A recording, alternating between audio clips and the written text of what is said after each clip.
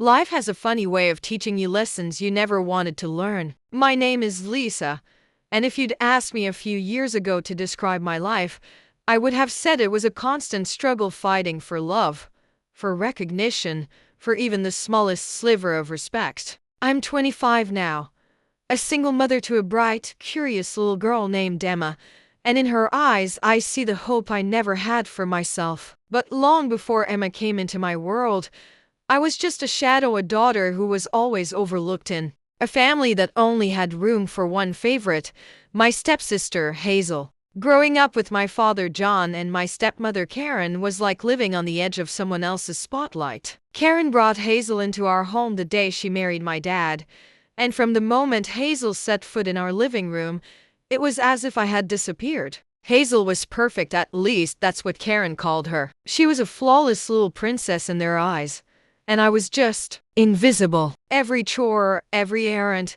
every unpleasant task that Karen or my dad didn't want to handle, I got handed. "You're older, Lisa. Be responsible," they'd say, while Hazel got away with everything. I remember one Christmas when I was 16. I had saved for months to buy a beautiful dress I had dreamed about. But when the gifts were unwrapped, Hazel had it. Karen shrugged.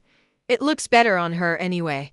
And my father didn't even look at me. That was always the way things went.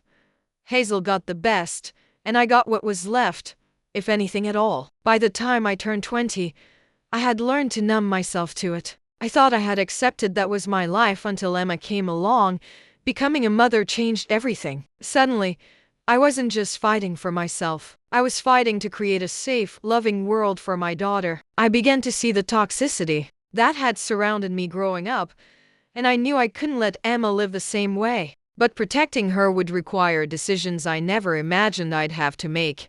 Hazel wasn't just spoiled, she was cunning, manipulative. And one day, she crossed a line that broke the last thread of patience I had left. I'll never forget the day my world turned upside down. Emma was 2 years old then, full of energy, babbling her first full sentences with the wide-eyed excitement only a toddler has. We were living in my father's house, but it didn't feel like home. I'd been walking on eggshells for years, trying to avoid giving Karen or Hazel a reason to turn their wrath on me, or worse, on Emma. That day, I came home from work, exhausted, juggling grocery bags in one hand and Emma's tiny hand in the other. She chattered happily about a bright red bird she'd seen on the way, and I tried to focus on her little voice instead of the familiar dread that gripped me as I crossed the threshold of that house. Something felt different the moment I stepped inside. The air was heavy, tense, as if the house itself was holding its breath. Emma tugged my hand, eager to reach her room, and I led the way upstairs, hoping the storm wasn't aimed at us. But when I opened the door, I froze. The walls, once painted a soft lavender because Emma loved that color, were now a garish pink. Her drawings, proudly taped to the wall, were gone. Her bed stripped bare. Her favorite stuffed animal nowhere in sight. I dropped the grocery bags and spun around, heart hammering, and that's when Hazel appeared in the doorway, arms crossed, smirking like she had won some twisted contest. "Do you like it?" she asked, her voice dripping with false innocence. The room was such a mess. "I thought I'd help you out by redecorating." "Honestly, Lisa, it looks better." I couldn't believe what I was hearing. "Where's Emma's stuff?" I demanded, voice shaking. "Oh, that old junk." I tossed it. It was cluttering the space, Hazel said casually. It felt like the floor had been ripped from under me. My daughter's toys, her drawings, the little things that made her feel safe, they were all gone. I stepped closer, trying to remain calm for Emma's sake, but the fury inside me was bubbling over. "You had no right," I said through gritted teeth. Hazel rolled her eyes. "Oh, spare me the lecture. It wasn't like you ever kept the room clean anyway. Honestly, you should be thanking me." I turned this dump into something halfway decent. Then, out of the corner of my eye, I saw a crumpled pile of paper near the trash can. My stomach sank as I recognized it. Months of work, important documents for a job application that could give Emma and me a better life. I rushed over and grabbed them. They were ruined, stained, torn, completely unsalvageable.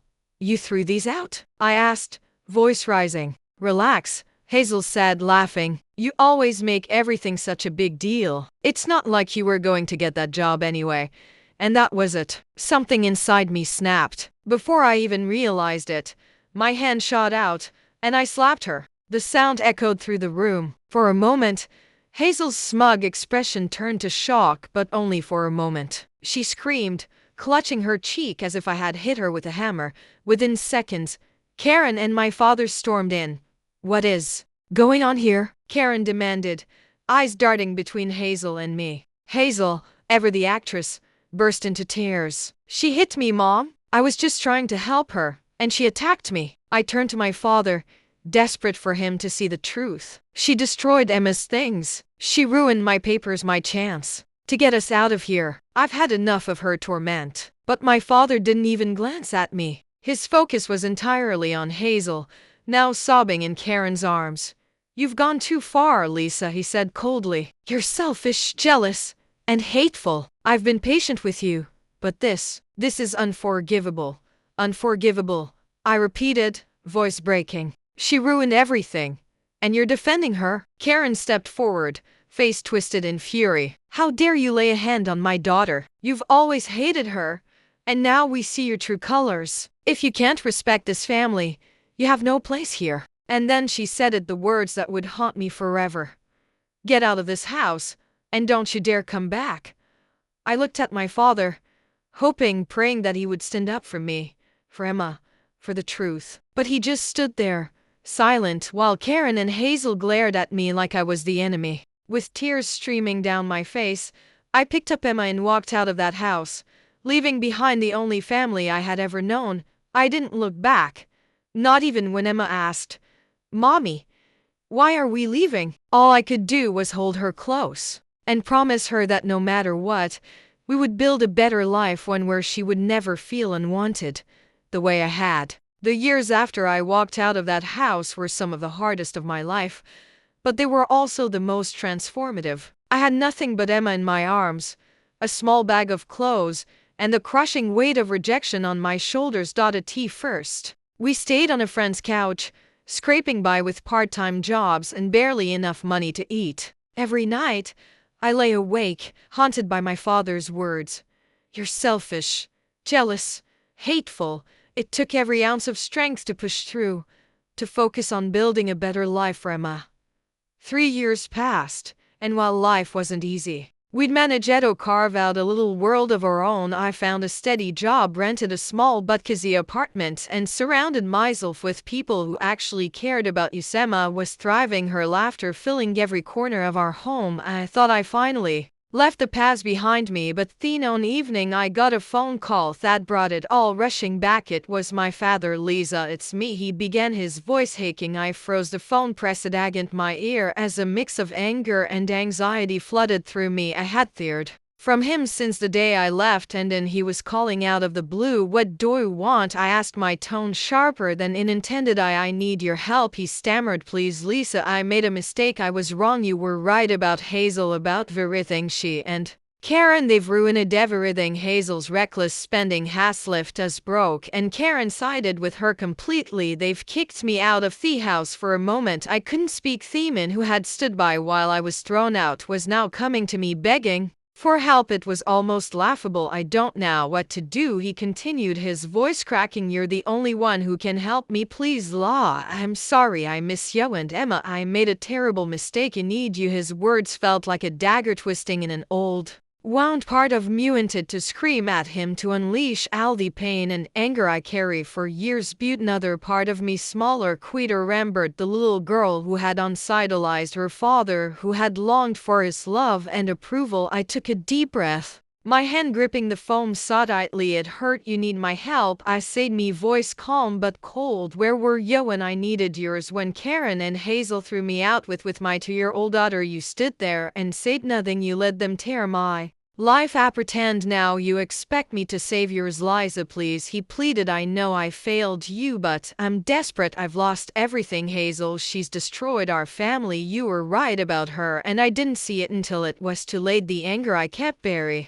For so long boiled to the surface, too late to fix what you broke. Do you have any idea what I went through after you turned your back on me? Do you even care about the nights I cried myself to sleep wondering why my own father didn't love me enough to stand up for me? There was silence on the other end of the line, and for a moment I thought he might have hung up, but then spoke again, his voice barely above a whisper. "You're right, I don't deserve your forgiveness, but please, Lisa, if there's any part of you that still cares, I'm begging you to help me." I closed my eyes, taking in the weight of his words. There was a time when I would have jumped at the chance to prove my worth to him, to finally be the daughter he could be proud of. But that time had passed. I wasn't that desperate broken girl anymore. "I'm sorry, Dad," I said, my voice steady, "but I'm done setting myself on fire to keep you warm. You made your choice when you sided with them. Now you can live with it. Don't call me again." Before he could respond, I hung up the phone, my hands trembling. Emma walked into the room, her big brown eyes full of curiosity. "Who was that, Mommy?" she asked. "Just someone from the past," I said, pulling her into my arms. "But it doesn't matter now. All that matters is us." And for the first time in years, I truly believed it. As I sat on the couch that night with Emma curled up beside me watching her favorite cartoon, I felt an overwhelming sense of peace. For so long she had been tied down by the weight of my family's rejection, by the lingering hope that one day they'd see me, love me, and treat me the way I deserved. But that phone call for my father had closed the final chapter of that painful story. I looked at Emma, her tiny face lit up by the glow of the TV, and realized just how far we had come. 3 years ago, I had walked out of that house with nothing but hurt in my arms and a heart full of hurt. Now I had a stable job, I hung out with our sand friends who felt more like family than my blood ever had. Most importantly, had Emma, who reminded me every single day what unconditional love truly meant. The decision to turn my father away wasn't an easy one, but it was necessary. For too long I had let their treatment of me define my worth. That night I chose to value myself. Instead, I chose to protect the life I had built for Emma and me, free from their toxicity. In the weeks that followed, I found myself smiling more, laughing more, living more. I started taking Emma to the park every weekend, where she made friends and era connected with a piece of my own childhood joy. I took up painting, something I hadn't done since I was a teenager. I even signed up for a local art class where I met people who shared me passion and encouraged me to keep creating. One evening, as Emma proudly showed me the macaroni necklace she made for school, I realized just how full my life had become, not with material things or the approval of others, but with moments that truly mattered, with love, laughter, and a future I was shaping on my own terms. I thought about my father, Karen, and Hazel occasionally, but the memories didn't sting the way they used to. I didn't feel bitterness or regret, just a quiet sense of closure. They had made their choices, and I had made mine. For the first time in my life, I felt free. Free from their judgment, free from their control, and free to be the person I was always meant to be. I wasn't just serving anymore, I was struck. That night, as I tucked Emma into bed, she looked up at me with those big innocent eyes and said, "I love you, Mommy." Your Thebes. Tears welled up in my eyes as I kissed her forehead. "I love you too, sweet, more than anything in the world." And as I closed her bedroom door and stepped into the quiet of my own space, I felt something I hadn't felt in years: pride. Pride in the woman I had become, the mother I was, and a life I was creating. I didn't need their house, their approval, or their apologies. I had everything I needed right here in this little home, filled with love and hope, and for that I was endlessly grateful.